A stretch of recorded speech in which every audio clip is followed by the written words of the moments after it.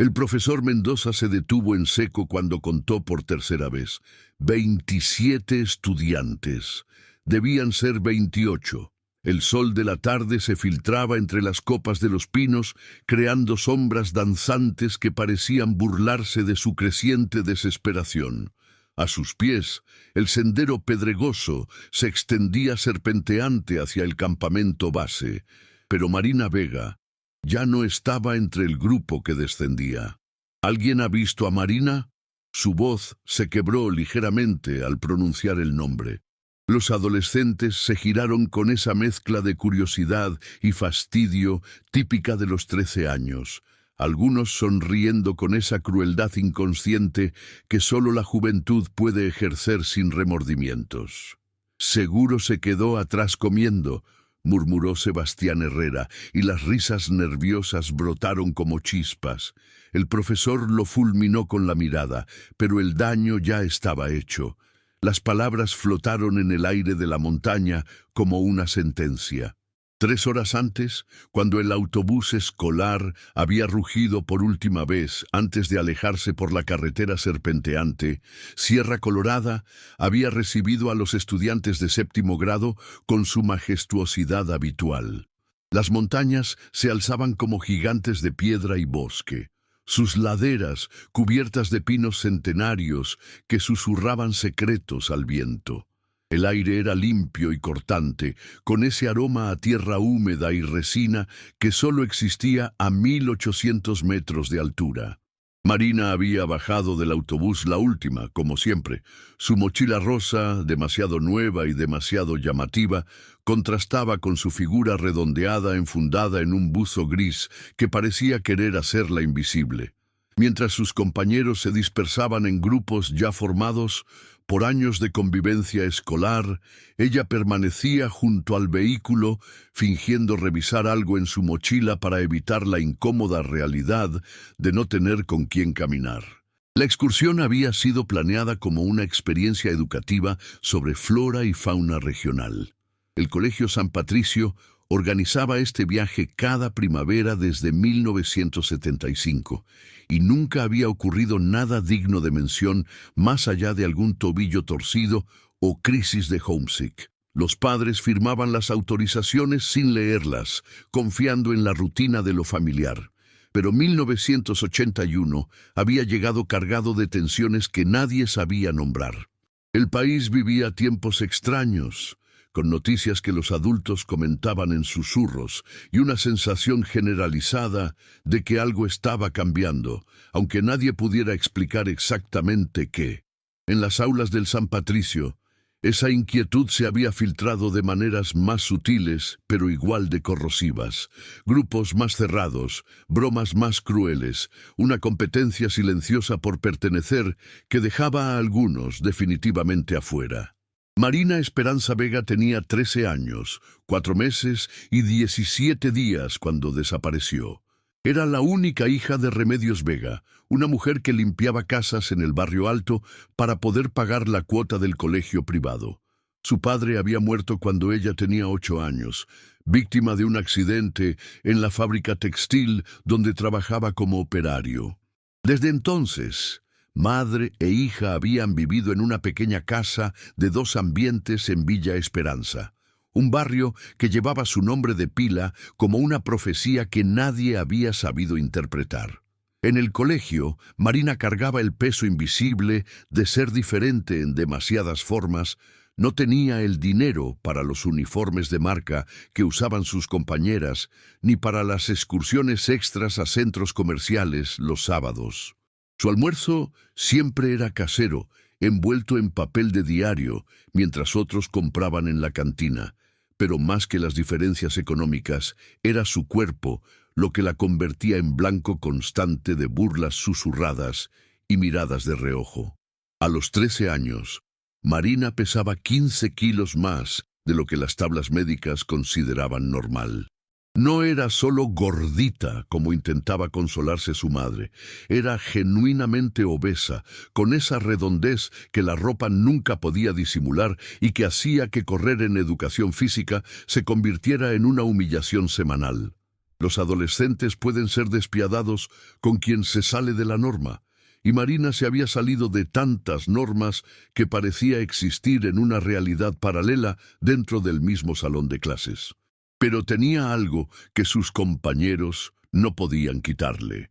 Una inteligencia voraz que devoraba libros como otros devoraban caramelos.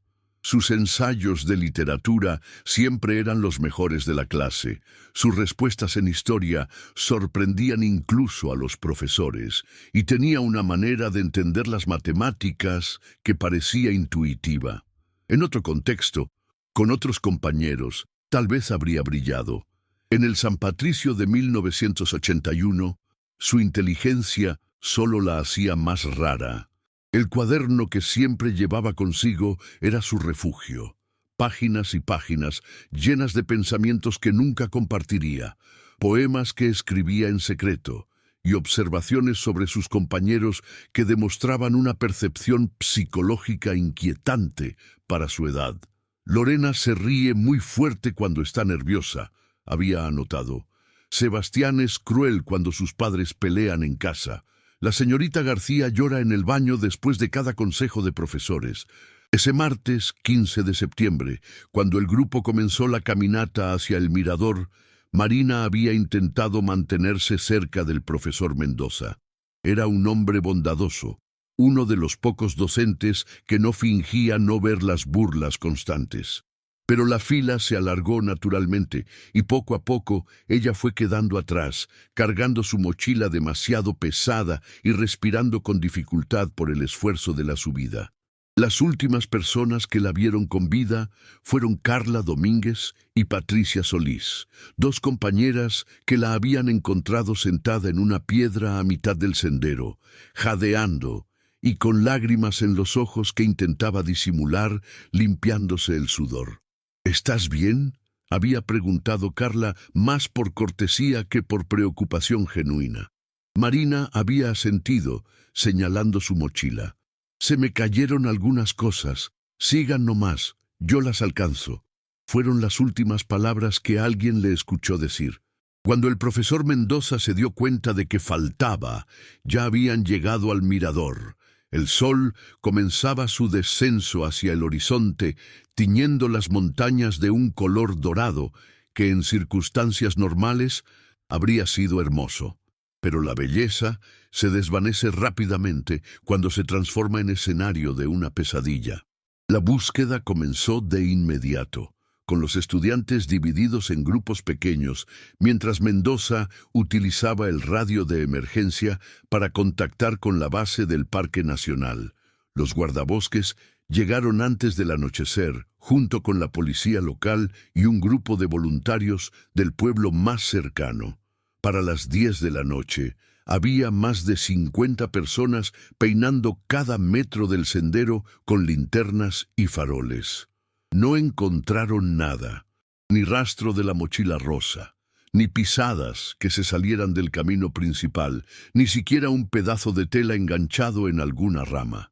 Era como si Marina Esperanza Vega simplemente se hubiera desvanecido en el aire puro de la montaña, dejando solo el eco de las burlas que había escuchado durante años. Los estudiantes fueron trasladados de emergencia a un hotel del pueblo esa misma noche.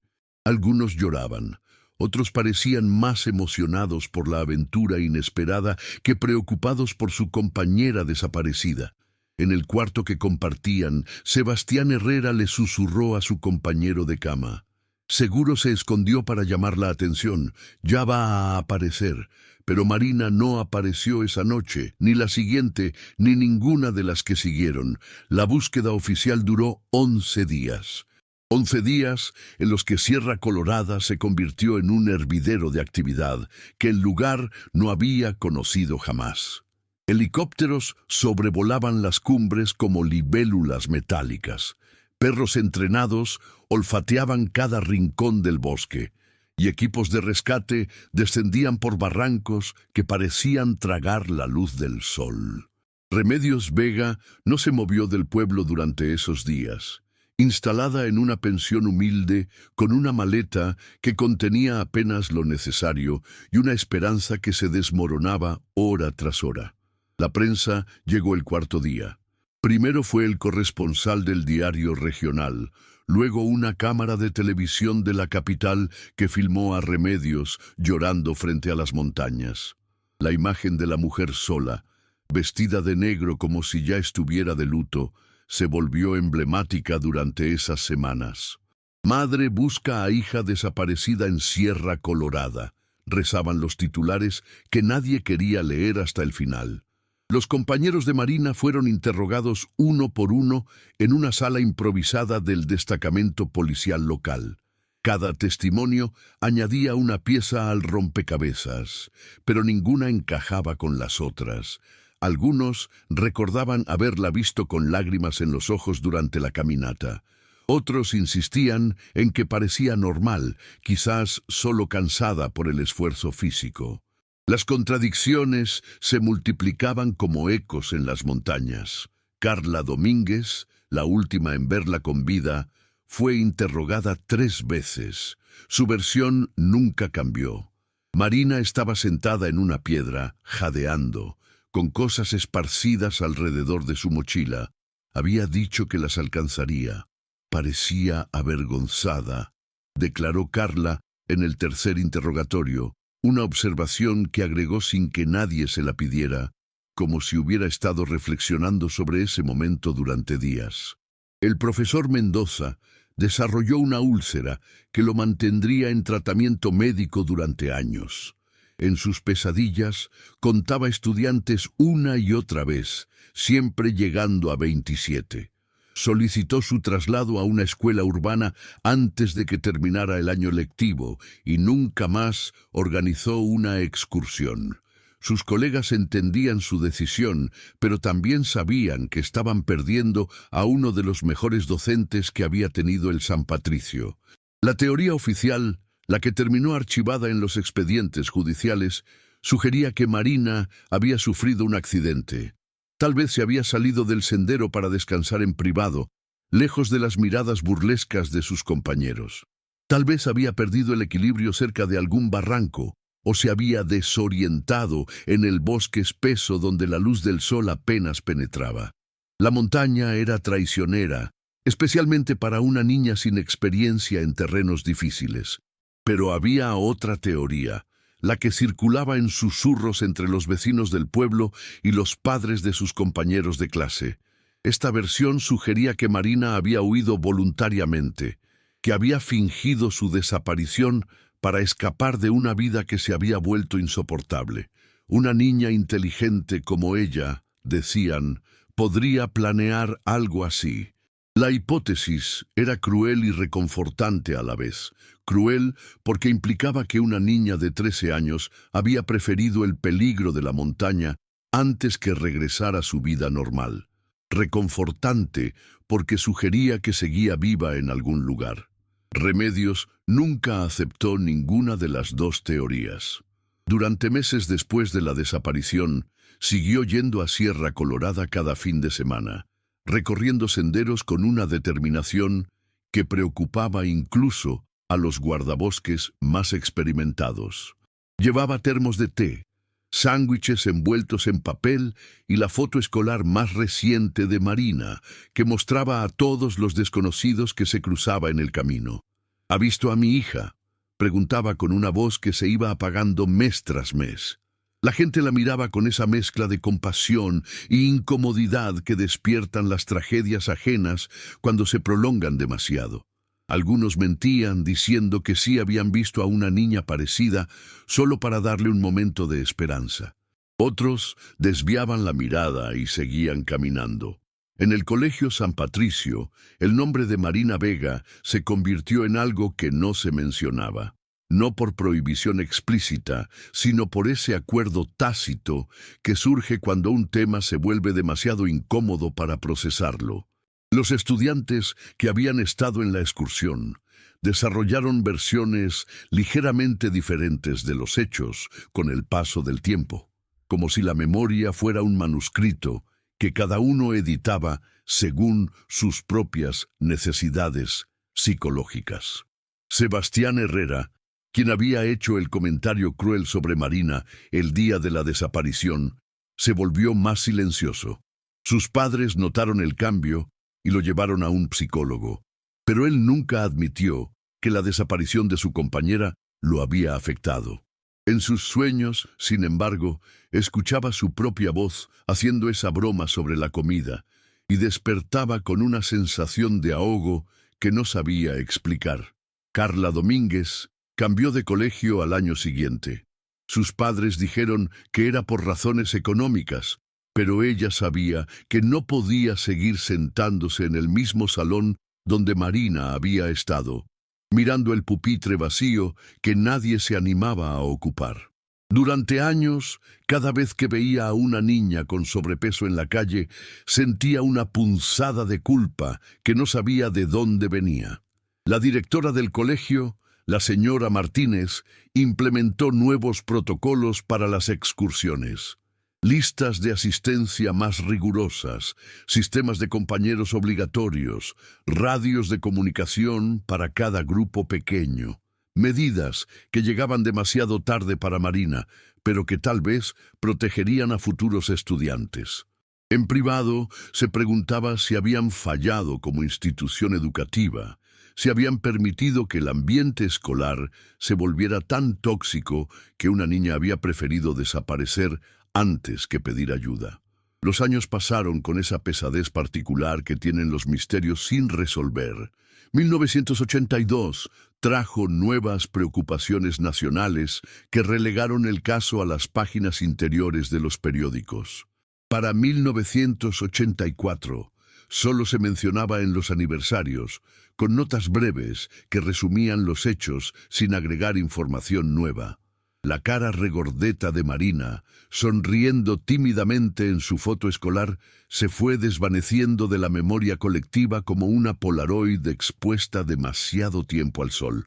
Remedios siguió trabajando como empleada doméstica, pero ahora solo en casas del barrio. No podía alejarse demasiado de su hogar, porque siempre existía la posibilidad de que Marina regresara y la encontrara vacía. Guardaba la ropa de su hija en el mismo lugar. Mantenía su cama tendida con las sábanas que Marina había elegido, unas con estampado de flores pequeñas que había visto en una vidriera y había pedido como regalo de cumpleaños. En el cuarto de Marina, que Remedios había convertido en una especie de santuario involuntario, los libros seguían apilados en el mismo orden en que su hija los había dejado. Novelas juveniles, algunos clásicos que había pedido prestados en la biblioteca del barrio, cuadernos de matemáticas con ejercicios resueltos en esa letra redonda y cuidadosa que caracterizaba a Marina. Pero faltaba algo, su cuaderno personal. Ese en el que escribía sus pensamientos más íntimos no estaba entre sus pertenencias. Los investigadores nunca le habían dado importancia a ese detalle. Un cuaderno podía haberse perdido, podía haberlo llevado en su mochila el día de la excursión, podía estar en cualquier parte. Pero Remedios sabía que Marina escribía en él cada noche antes de dormir, como otros rezan. Era un ritual que había observado durante años, el sonido suave del lápiz sobre el papel mientras ella lavaba los platos de la cena en la cocina contigua. Para 1987, el expediente judicial del caso Marina Vega ocupaba apenas medio metro de estante en el archivo del juzgado local.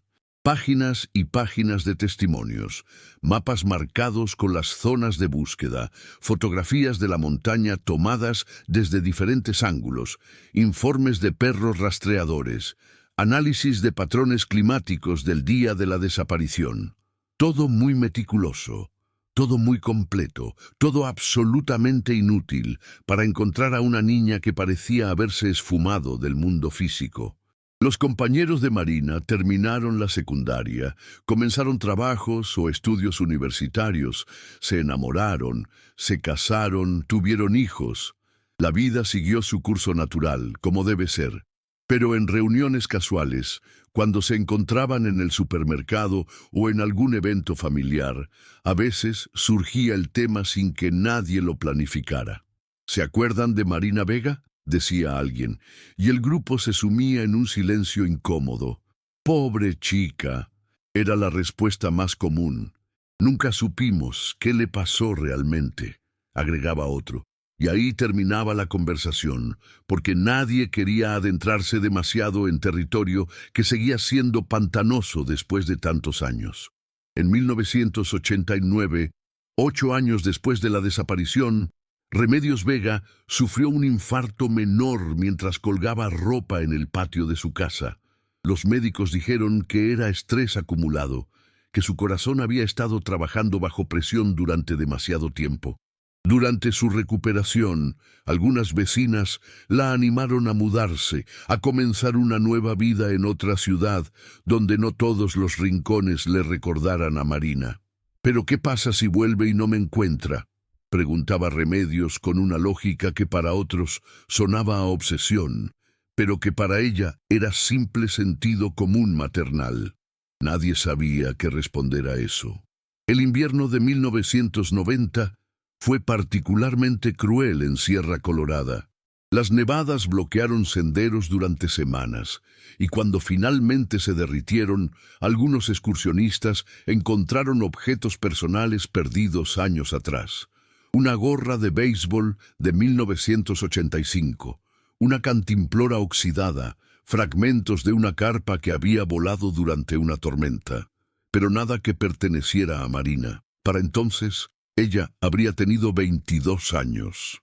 Remedios intentaba imaginar cómo se vería su hija como una mujer joven, si habría adelgazado, si habría encontrado el amor, si habría continuado escribiendo en cuadernos secretos. Estas fantasías eran dolorosas, pero necesarias. La única manera de mantener viva la esperanza cuando toda evidencia sugería lo contrario. En la primavera de 1990, exactamente 9 años después del día en que Marina desapareció, un grupo de estudiantes universitarios decidió hacer una excursión de varios días por Sierra Colorada. Eran 5 jóvenes de la carrera de biología que querían documentar la flora de alta montaña para una tesis grupal. Habían planeado meticulosamente la ruta, llevaban equipo profesional y tenían experiencia en montañismo. El segundo día de su expedición, cuando buscaban un lugar apropiado para acampar cerca de un arroyo que bajaba serpenteando desde las cumbres, uno de ellos notó algo inusual entre las piedras del sendero. Andrés Morales tenía 21 años y la costumbre de observar el suelo mientras caminaba, una manía que sus amigos atribuían a su perfeccionismo científico, pero que en realidad venía de la infancia, cuando su madre le repetía que encontraría monedas si prestaba atención a sus pasos. Esa tarde de septiembre, mientras buscaba piedras interesantes para su colección personal, su mirada se detuvo en algo que no encajaba con el paisaje natural del sendero. Entre las rocas grises y la tierra apisonada por años de caminantes, asomaba un borde de papel amarillento. No era la basura típica que a veces encontraban los montañistas, envolturas de caramelos o pedazos de bolsas plásticas, sino algo más sustancial, algo que había estado allí mucho tiempo, pero que recién ahora emergía, como si la montaña hubiera decidido devolver un secreto que había guardado durante años. «¡Miren esto!», gritó Andrés a sus compañeros de expedición que estaban unos metros más adelante discutiendo sobre el mejor lugar para instalar las carpas. Su voz tenía una urgencia que los hizo detenerse inmediatamente. Lo que encontraron, medio enterrado bajo capas de tierra y hojas descompuestas, era un cuaderno escolar destrozado. La tapa, que alguna vez había sido de un color azul claro, estaba descolorida y rota, con pedazos que faltaban como si hubieran sido arrancados a propósito o carcomidos por el tiempo y los elementos. Las páginas que permanecían legibles estaban onduladas por la humedad, amarillentas, con tinta corrida en algunos lugares, pero sorprendentemente preservadas en otros. En la primera página que lograron leer sin dañar el cuaderno, encontraron un nombre escrito con letra cuidadosa: Marina Esperanza Vega, 7 de grado, 1981. El silencio que siguió a esa revelación fue diferente al silencio habitual de la montaña. Era un silencio cargado de historia, de misterio, de todas las preguntas que habían permanecido sin respuesta durante 9 años. Los 5 estudiantes universitarios se miraron entre ellos con una mezcla de emoción y aprensión, conscientes de que acababan de encontrar una pieza clave de un rompecabezas que había obsesionado a toda una región. Carmen Ruiz, la única mujer del grupo y estudiante de 4º año, fue la primera en reaccionar con pragmatismo. «Tenemos que llevarlo a la policía inmediatamente», dijo, pero su voz temblaba ligeramente. «Esto es evidencia de un caso sin resolver». Pero antes de empaquetarlo cuidadosamente en una bolsa plástica que habían traído para muestras botánicas, no pudieron resistir la tentación de leer algunas páginas. Era una violación de la privacidad de una niña desaparecida. Lo sabían, pero también era una oportunidad única de entender qué había pasado por la mente de Marina durante sus últimos días. Las primeras entradas del cuaderno databan de febrero de 1981, cuando Marina había comenzado el año escolar. Su letra era sorprendentemente madura para una niña de 13 años, y sus observaciones revelaban una inteligencia emocional inquietante. Hoy Lorena me preguntó si podía copiar mi tarea de matemáticas. Le dije que sí, pero después se sentó con sus amigas y se rieron mirándome. No creo que fuera coincidencia. A veces pienso que la gente es amable conmigo solo cuando necesita algo. Más adelante, una entrada de marzo mostraba una percepción devastadoramente clara de su situación social. En el recreo me senté sola otra vez. Conté cuántos grupos hay en mi clase. El grupo de las lindas, Carla, Patricia, Lorena. El grupo de los deportistas, Sebastián, Miguel, Franco. El grupo de los inteligentes que no son raros, Ana, Roberto, Lucía. Y después estoy yo, que soy inteligente pero rara, y gorda, y pobre. Mi mamá dice que la belleza interior es lo que importa, pero creo que los chicos de 13 años no saben ver la belleza interior. Las entradas de abril revelaban una escalada en las situaciones de bullying que Marina vivía diariamente. Sebastián me puso el apodo Ballena Marina, y ahora todos lo usan. Fingieron que era gracioso, como si fuera solo una broma. Pero yo sé que no es una broma cuando te hace llorar todas las noches. Le conté a mamá y me dijo que les dijera a mis maestros, pero ¿cómo explicarles que no es solo un apodo, sino la manera en que me miran, como si fuera menos humana que ellos? Los estudiantes universitarios leyeron en silencio, sintiendo que cada página los transportaba a un mundo de dolor adolescente que ninguno de ellos había experimentado con esa intensidad. La prosa de Marina era demasiado sofisticada, demasiado introspectiva para una niña de su edad, como si el aislamiento social la hubiera obligado a desarrollar una vida interior prematuramente compleja. Una entrada de mayo mostraba los primeros indicios de pensamientos preocupantes. A veces imagino que desaparezco. No me muero, solo desaparezco. Y entonces todos se sienten culpables por haber sido malos conmigo. Sebastián llora en mi funeral imaginario y dice que no quiso lastimarme. Carla dice que debería haber sido más amable. Pero después me doy cuenta de que probablemente no les importaría tanto como yo creo. Tal vez solo dirían, pobrecita, y seguirían con sus vidas. La escritura se volvía más errática hacia junio, con entradas más espaciadas y una letra que parecía más apurada, como si Marina escribiera en momentos de gran tensión emocional. Hoy encontré una nota en mi mochila que decía, «Gorda asquerosa, ¿por qué no te morís?» No sé quién la puso. Podría haber sido cualquiera de mi clase, o de otras clases, o incluso alguien mayor. Me la guardé porque necesito recordar que esto realmente pasó, que no me lo estoy imaginando, que no estoy loca por sentirme tan mal. Los estudiantes intercambiaron miradas incómodas. Estaban leyendo el diario íntimo de una víctima de acoso escolar, documentado con una claridad que resultaba desgarradora. Era como leer las notas de un antropólogo que estudiara su propia destrucción social. Andrés notó que algunas páginas habían sido arrancadas violentamente.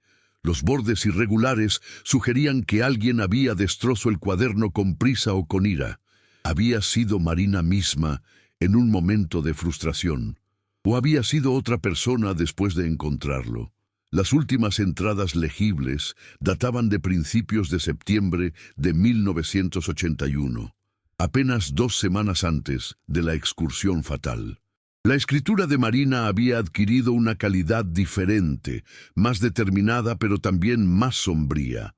La excursión a Sierra Colorada es en 2 semanas. Parte de mí no quiere ir porque sé que será terrible. 2 días completos con gente que me odia, sin poder esconderme en mi cuarto cuando se vuelve insoportable. Pero otra parte de mí piensa que tal vez la montaña será diferente. Tal vez allá arriba, lejos de todo lo que conocemos, las cosas puedan cambiar. Una de las últimas entradas completas era profética, de una manera que hizo que Carmen sintiera un escalofrío. He estado soñando con la montaña. En mis sueños camino por senderos que nadie más puede ver y finalmente encuentro un lugar donde pertenezco. Suena estúpido escribirlo, pero a veces creo que la montaña me está llamando, como si hubiera algo allá arriba que me está esperando. La entrada final que lograron descifrar estaba fechada el 13 de septiembre de 1981, 2 días antes de la excursión. Mañana empaco mi mochila. Voy a llevar este cuaderno porque quiero documentar todo. Tal vez escriba algo hermoso sobre las montañas, algo que demuestre que no solo soy la niña gorda y triste que todos ven. Tal vez cuando regrese y les muestre lo que escribí, entiendan que soy más de lo que creen. Después de esa entrada, las páginas restantes estaban en blanco o demasiado dañadas para leer. Era como si la historia de Marina se hubiera cortado abruptamente, dejando solo preguntas y vacíos donde deberían haber estado las respuestas. Los estudiantes empaquetaron el cuaderno con el cuidado de arqueólogos manejando un artefacto invaluable. Durante el resto de esa tarde, mientras instalaban su campamento, hablaron poco. Cada uno estaba procesando lo que habían leído, intentando reconciliar la imagen de una niña inteligente y sensible con el misterio de su desaparición. Esa noche, alrededor de la fogata, finalmente verbalizaron lo que todos estaban pensando. Marina no había sido simplemente una víctima de un accidente en la montaña. Había sido una víctima del sistema social que permite que niños destruyan a otros niños sin consecuencias reales. El cuaderno era la evidencia de una tragedia que había comenzado mucho antes de que ella pusiera pie en Sierra Colorada. ¿Creen que se suicidó?, preguntó Diego, el más joven del grupo, con la franqueza brutal que a veces tienen los veinteañeros. O tal vez huyó de verdad, sugirió Carmen. Tal vez encontró una manera de desaparecer y comenzar una nueva vida. Pero Andrés, quien había encontrado el cuaderno, tenía otra teoría más perturbadora. ¿Y si alguien más leyó esto? ¿Y si alguien sabía lo vulnerable que era y se aprovechó de eso? La pregunta flotó en el aire nocturno como el humo de la fogata, sin respuesta pero cargada de implicaciones terribles. Al día siguiente, interrumpieron su expedición y descendieron directamente al pueblo más cercano, donde entregaron el cuaderno a las autoridades locales. La noticia se extendió rápidamente. Después de 9 años, había aparecido nueva evidencia en el caso Marina Vega. Los periódicos regionales retomaron la historia con titulares sensacionalistas. Cuaderno desaparecido, revela drama secreto de niña perdida en montaña. Las últimas palabras de Marina Vega. Bullying escolar. El motivo real de una desaparición. Remedios. Vega, ahora una mujer de 52 años con cabello completamente gris, fue contactada por los investigadores. Cuando le mostraron el cuaderno, o lo que quedaba de él, lo reconoció inmediatamente. Era el mismo que había buscado en el cuarto de Marina después de la desaparición, el que había asumido que se había perdido en la montaña junto con su hija. Al leer las entradas supervivientes, Remedios experimentó una mezcla compleja de dolor y revelación. Había sabido que Marina sufría en el colegio, pero nunca había imaginado la profundidad de ese sufrimiento. Su hija había sido mucho más consciente de su situación social de lo que ella había percibido, y había cargado esa conciencia como un peso secreto durante meses. Debería haber hecho más, murmuró Remedios, mientras sostenía delicadamente las páginas amarillentas. Debería haberme dado cuenta de lo mal que estaba. Pero incluso con esta nueva evidencia, el misterio central persistía. El cuaderno explicaba el estado emocional de Marina antes de la desaparición, pero no revelaba qué había pasado exactamente el 15 de septiembre de 1981. ¿Por qué había aparecido ahora, después de 9 años? ¿Dónde había estado todo este tiempo?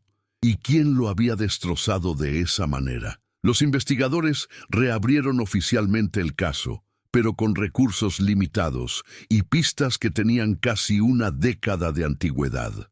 Entrevistaron nuevamente a los compañeros de Marina, ahora adultos jóvenes, con sus propias vidas y responsabilidades. Algunos admitieron, por primera vez, la crueldad de su comportamiento hacia ella. Sebastián Herrera, ahora de 22 años, y trabajando en el negocio familiar, lloró durante su entrevista cuando le leyeron algunas de las entradas del cuaderno. No sabía que se sentía así, repetía entre lágrimas. Éramos solo niños, no entendíamos que las palabras podían lastimar tanto. Carla Domínguez, quien se había mudado a la capital y estudiaba psicología, proporcionó el testimonio más revelador. Admitió que siempre había sospechado que Marina podría haber hecho algo drástico, pero que nunca había compartido esa sospecha por miedo a ser juzgada. Cuando la vi por última vez en el sendero, declaró, no solo parecía cansada físicamente, parecía derrotada, como si hubiera tomado una decisión importante y no tuviera miedo de las consecuencias. La investigación renovada duró 6 meses intensos, durante los cuales Sierra Colorada volvió a ser escenario de búsquedas, esta vez con tecnología más avanzada y equipos especializados en casos fríos. Detectores de metales barrieron cada metro cuadrado de los senderos principales, georradares sondearon el subsuelo en busca de anomalías, y expertos forenses analizaron cada fibra del cuaderno destrozado bajo microscopios de alta precisión. Los resultados fueron tan frustrantes como reveladores. El cuaderno había estado expuesto a los elementos durante años, pero no los 9 completos desde la desaparición de Marina. Había rastros de polen que correspondían a plantas que florecían solo en verano, y sedimentos que sugerían que había estado en un lugar protegido, tal vez una cueva o grieta en las rocas, antes de aparecer en el sendero donde Andrés Morales lo encontró. Más perturbador aún, el análisis forense reveló que las páginas habían sido arrancadas violentamente después de estar expuestas al ambiente por varios años. Las fibras de papel mostraban patrones de desgarre que eran inconsistentes con el deterioro natural.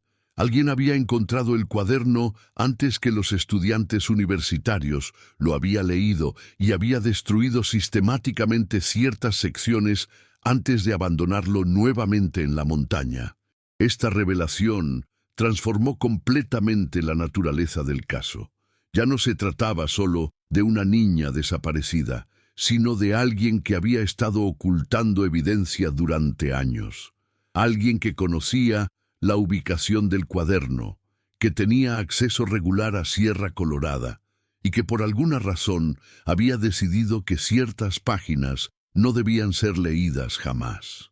El perfil psicológico que emergió de esta nueva información era inquietante. Los expertos sugerían que podía tratarse de alguien que había estado involucrado en la desaparición original. o al menos que sabía más de lo que había admitido. La destrucción selectiva del cuaderno implicaba conocimiento específico de su contenido, lo que significaba que esta persona había tenido tiempo de leerlo cuidadosamente antes de decidir qué eliminar. Los investigadores ampliaron su red de sospechosos más allá de los compañeros de clase de Marina. Comenzaron a examinar a guardabosques, guías turísticos, pobladores locales y cualquier persona que hubiera estado en Sierra Colorada regularmente durante la década anterior. La lista era sorprendentemente larga. La montaña atraía a excursionistas, científicos, fotógrafos de naturaleza y aventureros de todo tipo. Entre los interrogados estaba Eusebio Carranza, un hombre de 60 años que había trabajado como guardabosques en Sierra Colorada desde 1975. Conocía cada sendero, cada cueva, cada rincón peligroso de la montaña.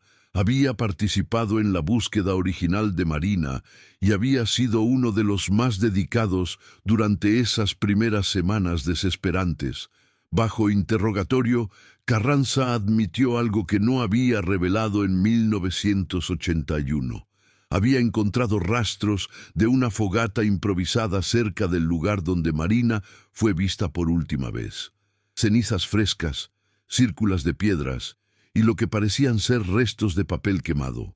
Había asumido que pertenecían a excursionistas anteriores y no les había dado importancia en ese momento, pero ahora se preguntaba si habían sido relevantes.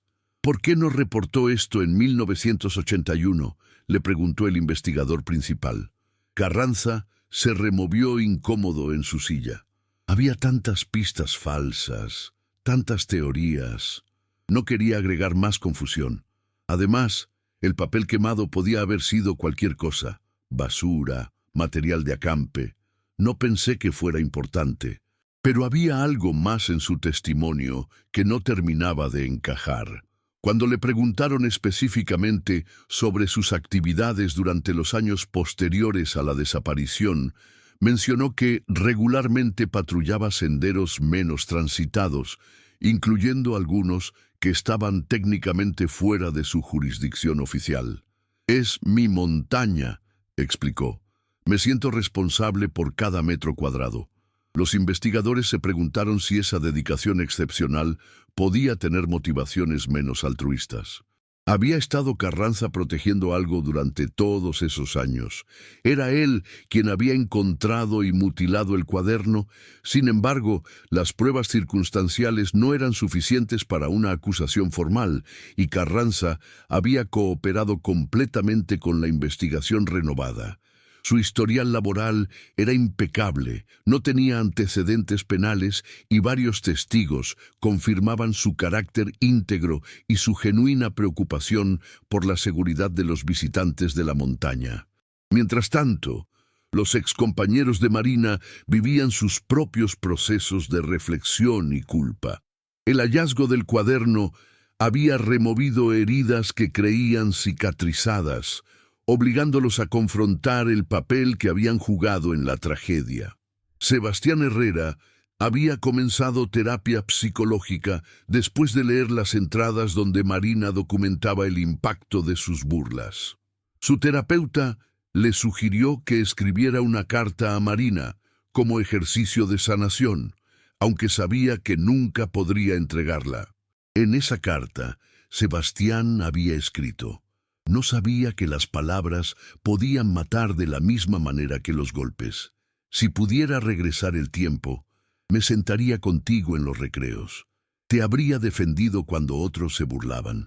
Te habría dicho que eras más inteligente que todos nosotros juntos y que tal vez, por eso, te teníamos miedo». Carla Domínguez, ahora psicóloga especializada en bullying escolar, había convertido su culpa en una misión profesional. Daba charlas en colegios sobre los efectos del acoso psicológico, siempre mencionando a Marina sin nombrarla directamente. «Conocí a una niña», decía a los estudiantes, «que era más inteligente, más sensible, más perceptiva que cualquier adulto que haya encontrado. Pero nosotros, sus compañeros, no la dejamos brillar. La apagamos con nuestra crueldad casual. Patricia Solís había emigrado a otro país inmediatamente después de terminar la secundaria, como si quisiera poner océanos entre ella y sus recuerdos. Cuando los investigadores finalmente la contactaron a través de consulados, se negó a regresar para dar testimonio, pero envió una declaración escrita que resultó ser la más reveladora de todas. En su carta, Patricia admitía haber escuchado rumores de que algunos estudiantes habían planeado una broma pesada durante la excursión. Nunca había sabido los detalles exactos, y después de la desaparición, había asumido que eran solo fantasías adolescentes sin conexión con la tragedia real. Pero ahora, leyendo el cuaderno de Marina, se preguntaba si esa broma había sido el catalizador de algo mucho peor. Había un grupo que hablaba de asustarla durante la noche, escribió Patricia. Nada serio, pensaban. Solo saltar de los arbustos, hacer ruidos extraños, hacerla llorar un poco más de lo usual. Era cruel, pero parecía inofensivo en ese momento. Éramos niños que no entendíamos las consecuencias de nuestras acciones. Esta revelación abrió una nueva línea de investigación. Si había habido un plan para acosar a Marina durante la excursión, había salido mal de alguna manera catastrófica. ¿Había alguien más involucrado, tal vez un estudiante mayor o incluso un adulto que había aprovechado la situación vulnerable? Los investigadores intentaron reconstruir los eventos de esa noche fatídica con esta nueva información. Marina había desaparecido durante el día, pero ¿qué habría pasado si hubiera llegado al campamento? La broma planeada se habría convertido en algo más siniestro. ¿O el conocimiento de esa conspiración la había impulsado a tomar una decisión desesperada antes de que pudiera materializarse? Remedios. Vega, ahora con acceso completo a los pensamientos íntimos de su hija a través del cuaderno parcialmente destruido, experimentaba una mezcla compleja de dolor y comprensión. Por primera vez en 9 años, podía escuchar la voz de Marina nuevamente, pero era una voz llena de sufrimiento que ella no había sabido interpretar cuando todavía había tiempo de ayudar. Era más fuerte de lo que yo pensaba, le confió a una trabajadora social durante una de las muchas entrevistas de seguimiento. Pero también estaba más rota. Entendía demasiado para una niña de su edad. Veía la crueldad de la gente con una claridad que los adultos perdemos. Era un regalo y una maldición al mismo tiempo. El caso se prolongó durante meses sin llegar a conclusiones definitivas. Las nuevas evidencias habían complicado la narrativa en lugar de simplificarla. Marina seguía desaparecida, pero ahora su desaparición estaba rodeada de capas adicionales de misterio, conspiración potencial y culpa colectiva que se extendía mucho más allá de lo que nadie había imaginado originalmente. En el otoño de 1991, exactamente 10 años después de la desaparición, los investigadores oficialmente archivaron el caso nuevamente. No por falta de interés o recursos, sino porque habían explorado todas las pistas disponibles sin llegar a una resolución satisfactoria. El cuaderno había proporcionado contexto emocional invaluable, pero no había resuelto el misterio central de qué le había pasado exactamente a Marina Esperanza Vega. La última entrada oficial en el expediente fue escrita por el investigador principal, el detective Roberto Méndez, quien había trabajado en el caso durante los 2 períodos de investigación activa. Después de una década de investigación intermitente, el destino de Marina Vega permanece desconocido. Sin embargo, el descubrimiento de su cuaderno personal ha revelado una tragedia paralela. El sufrimiento psicológico sistemático que experimentó en los meses previos a su desaparición. Independientemente de las circunstancias específicas de lo que ocurrió el 15 de septiembre de 1981, es claro que Marina era víctima de un ambiente social tóxico que contribuyó significativamente a su estado mental vulnerable. El caso permanece oficialmente abierto, pero suspendido debido a la falta de nuevas pistas investigables. Recomendamos que cualquier evidencia futura sea evaluada inmediatamente y que se mantenga contacto regular con la familia Vega. Es mi opinión personal que Marina Vega fue víctima tanto de circunstancias extraordinarias como de crueldades ordinarias. Su historia debería servir como recordatorio de que la violencia no siempre deja marcas físicas visibles y que las palabras pueden ser tan letales como cualquier arma. Remedios siguió visitando Sierra Colorada cada aniversario, pero ahora su ritual había cambiado. En lugar de buscar desesperadamente por pistas, llevaba flores silvestres que colocaba en el lugar aproximado donde su hija había sido vista por última vez. Se sentaba en una roca cercana y le leía en voz alta a la montaña, a veces poemas, a veces noticias del barrio, a veces solo sus propios pensamientos sobre cómo habría sido la vida de Marina como adulta. Los lugareños comenzaron a llamarla la mujer de las flores, y algunos se unían a su vigilia anual silenciosa. No por morbosidad, sino por respeto hacia un dolor que se había vuelto parte del paisaje emocional de la región. En 1995, 4 años después del redescubrimiento del cuaderno, ocurrió algo inesperado. Durante una expedición de arqueología que investigaba sitios prehistóricos en Sierra Colorada, se encontraron huesos humanos en una cueva natural situada aproximadamente 3 kilómetros del sendero donde Marina había desaparecido.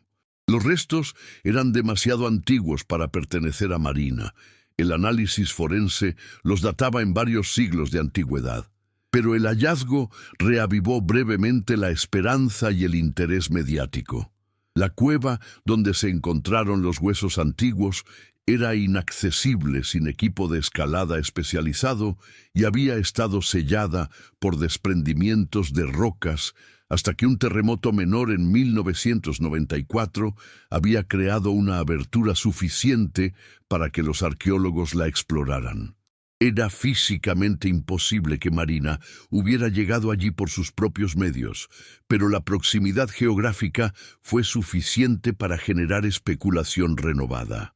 Algunos teorizaron que Marina podía haber encontrado refugio en otra cueva similar que aún no había sido descubierta. Otros sugerían que los huesos antiguos podrían proporcionar pistas sobre patrones de comportamiento humano en la región que habían persistido a través de los siglos. Las teorías se multiplicaban, pero ninguna llevaba a evidencia concreta.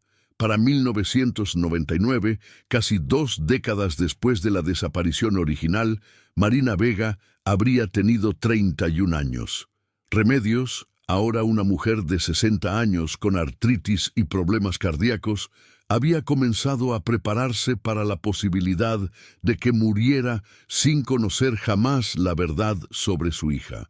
En su testamento dejó instrucciones específicas. Su casa debía mantenerse exactamente como estaba, con el cuarto de Marina preservado durante al menos 10 años más. Si Marina regresaba y encontraba la casa vendida o cambiada, podría interpretar eso como abandono. Era una lógica maternal que otros podrían considerar obsesiva, pero que para Remedios representaba la única forma de mantener viva la esperanza. El cuaderno destrozado, después de ser analizado exhaustivamente por varios laboratorios forenses, fue devuelto a Remedios. Lo guardaba en una caja especial junto con las pocas pertenencias personales de Marina que habían sobrevivido a los años. Algunas fotografías escolares, un collar de plata que había sido regalo de cumpleaños, y una carta que Marina había escrito pero nunca enviado a una prima que vivía en otra ciudad. En esa carta no enviada, encontrada entre los libros de Marina después de su desaparición, había una línea que se volvió profética. A veces creo que soy demasiado sensible para este mundo, como si hubiera nacido sin la piel que protege a otras personas de sentir demasiado. Esa frase Más que cualquier evidencia forense o testimonio de testigos, capturaba la esencia de lo que había hecho a Marina tan vulnerable.